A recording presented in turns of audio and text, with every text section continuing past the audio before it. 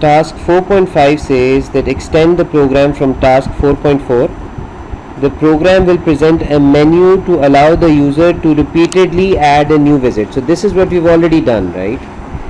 We've already written code to append a new visit, right? This was what we did in task 4.2. And this time our menu is going to give us an option whether we want to add a new visit or we want to print a new visit. So basically now the approach is going to be that of modular design. So now we are going to be using modular design, which means what? Which means that we are going to have a procedure which should say something, which should be named add visit,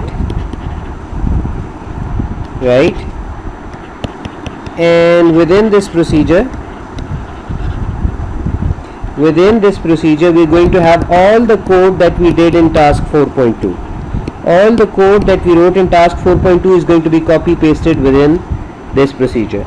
We're going to have another procedure which should print visits, right? So we're going to add another procedure called print visits, and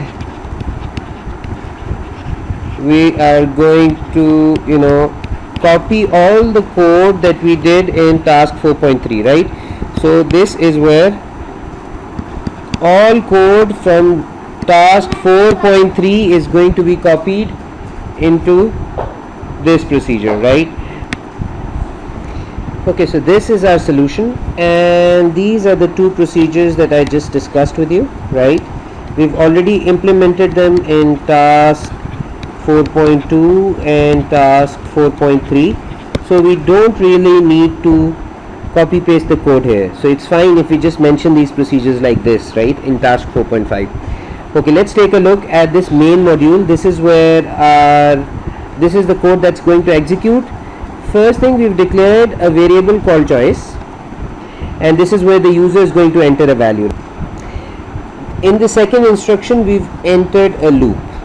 Once inside the loop, a procedure call is being made, a call to the procedure display menu is being made. So the control is going to get transferred here, and all of these statements are going to be output on the screen.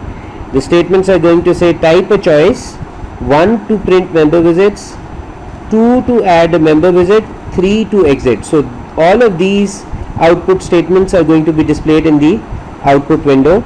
So basically these are prompts, these are asking the user to enter a choice. So immediately in the next line we have the instruction where the user is going to type in a value, and that value is going to be stored in this variable called choice. So if the user types the value 1, if choice is equal to 1, then this procedure is called add visit, right? This procedure is called, and this code is executed. However, if the user types a value 2, then this procedure is called print visits, right? And this procedure is executed. If however the user typed 3, then once we reach this statement, if choice equals 3, this loop is going to stop. However, if choice is not equal to 3, the control is going to go back up. This display menu will be displayed once again, this procedure will be called once again, and these statements will be displayed once again. The user will once again enter his choice, and this loop will run once again. Pretty simple and straightforward. I hope you understand how this is working.